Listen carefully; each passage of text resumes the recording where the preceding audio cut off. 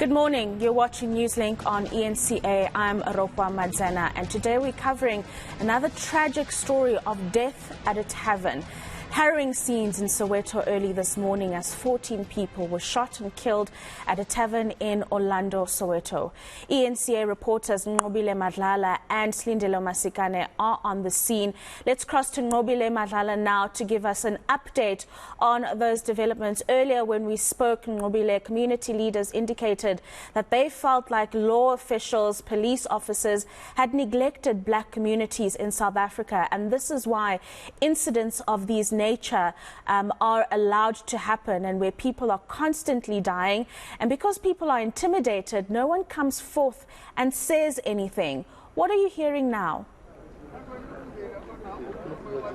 Yeah, well, that's exactly what they were saying, Rafia. But what we're seeing now is that you'll see that the forensic cars now seems they're getting ready to leave. We heard quite police just on a loud hailer saying that they need a way to get out. Now, you'll remember from the time that we arrived here, we had heard that there's still bodies inside and that forensics were still busy. So we can see now the cars, we can see the police just rushing and trying to make way to get out of this area. So we do understand that they've already gone through the scene, and of course the police are still going to remain behind to finish what they need to finish. But we want to walk so we can get closer to the scene. But it's very interesting to hear from some of the leaders that they're saying, Rafia, that they feel neglected, that they feel that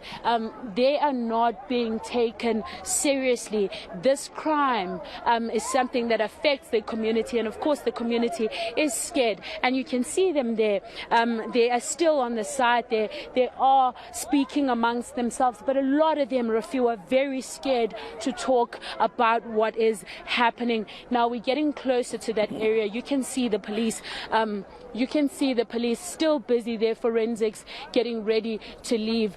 That is currently what is happening on the ground here. But I'm going to bring in some of the leaders, of course, whilst we stay on those visuals, to speak to us about the issues that they are faced with in this area. And I want to bring you in, Slepe. You guys were patrolling overnight. We heard from Lux telling us that you were patrolling when this incident happened. What did you hear whilst you were patrolling this area?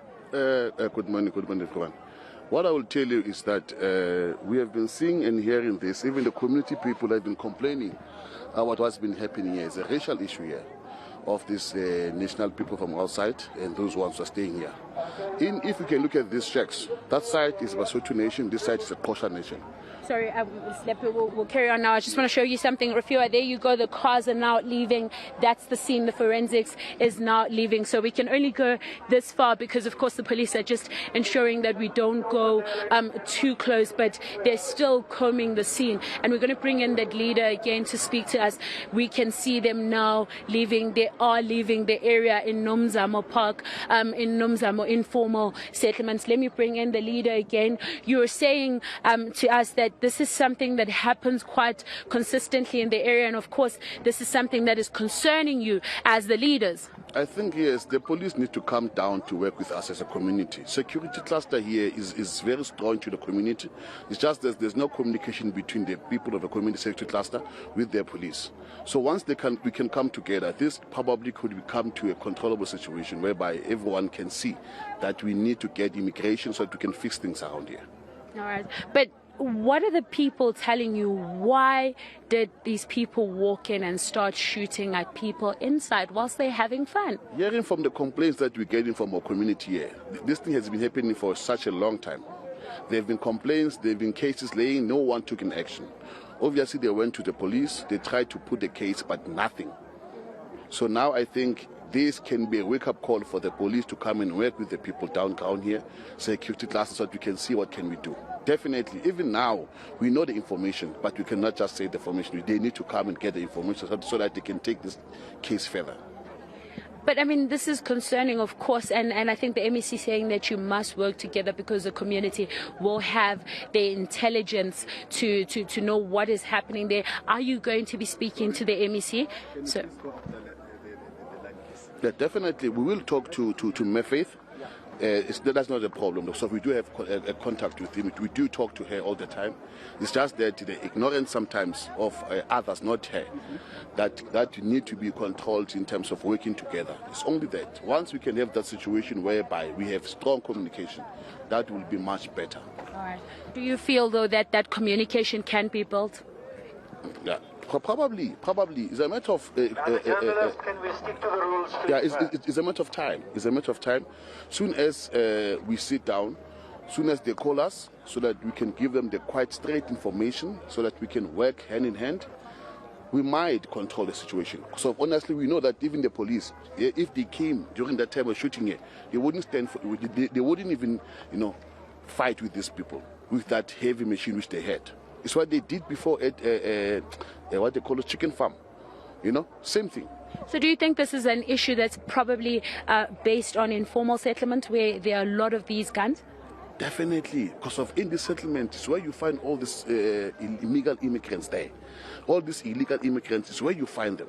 So once we sort out these shack things, it will be. Remember, those other people there is our community people. You understand? It's the people that we know, others who are poor, but we need to come together so that we can fix all this. Definitely. All right. No, we hear you there. Thank you very much for speaking to us as a community leader, telling us about the issues, of course, that are faced by these communities. I mean, I think it's quite concerning that communities have to deal with such, Rufua, as you can hear from the community leaders. But we do know now that forensics has left, but the police are still here just combing the scene.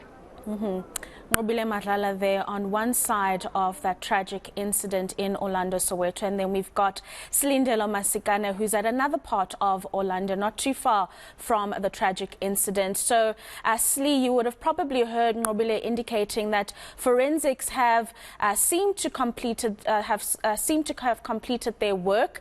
They have just left the scene. There were some bodies that were still there early this morning, so forensics combing through that particular scene as well as collecting those bodies.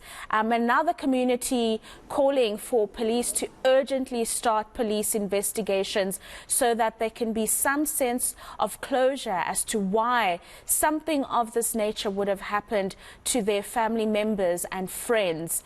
What are you hearing on your side this hour? Well, of course, what we understand from those who live in the area who may have heard what happened last night is we know that this incident took place at around 11 p.m. last night, and police made their way to the scene just after midnight. And at this point, details still very sketchy. Those who are here not really willing to say much. I've been able to speak to some community members, but I think what's going to be quite interesting now is that I've managed to find somebody who was actually at the tavern. The issue is that they don't want to be on camera, and I've promised them that they won't be on camera. It's just a matter of really trying to get them to speak to me.